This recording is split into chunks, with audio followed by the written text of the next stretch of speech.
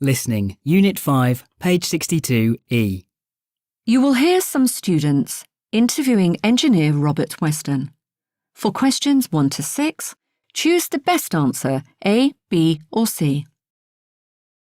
Now, as you know, we're doing a project on earthquakes and buildings, and we're lucky to have a visit today from Robert Weston, who's an engineer and an expert on this subject.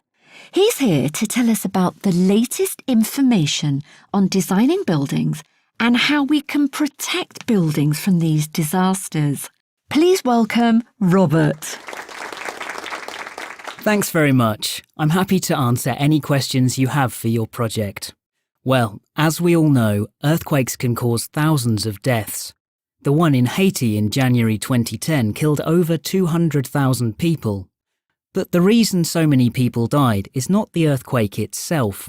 It's the fact that many buildings collapsed, crushing and trapping people. What interests me and other engineers is how we can build houses in developing countries that don't collapse during strong earthquakes. That's interesting. Now, has anyone got any questions? Put your hands up. Yes. Can you tell us? Are there any regulations when you construct buildings in richer countries? I mean, to make the buildings safe from earthquakes? Yes, there are. Modern concrete buildings are made stronger with steel, but this is expensive, so many poorer countries don't have the money for it. They just can't afford to pay for this.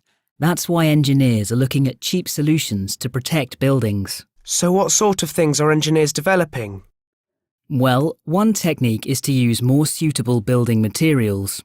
Let's think about a country like Haiti. Roofs on houses are often made of heavy concrete, and this collapses easily if there is an earthquake. But engineers have discovered that metal roofs supported on wood are stronger.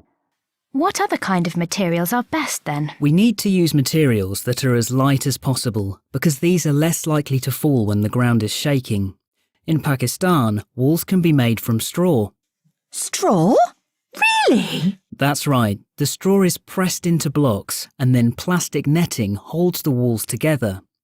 We put this on the inside of the wall. Of course, the outside of the wall is painted and looks completely normal. Is it true that some brick walls aren't strong enough if there is an earthquake? That depends. In Peru, they use a kind of brick which is locally produced and cheap to build walls. But these walls crack and collapse very easily. Again, plastic netting can hold these walls together better so that people can escape when there is an earthquake. So, Robert, what other local materials do developing countries use? Well, in India, engineers are using bamboo to make concrete stronger. And in Indonesia, they're trying to protect houses from underneath. They've put old tyres filled with sand under the building and then construct the house on top. Sorry, but are these cheap and local materials really better in an earthquake? Generally, yes. Some of them are not as effective as more expensive methods, but they're better than nothing at all, and something that poorer countries can afford. So, finally, Robert, do you think these new ideas will help protect people in these countries? Well, I hope so, but so far progress has been slow.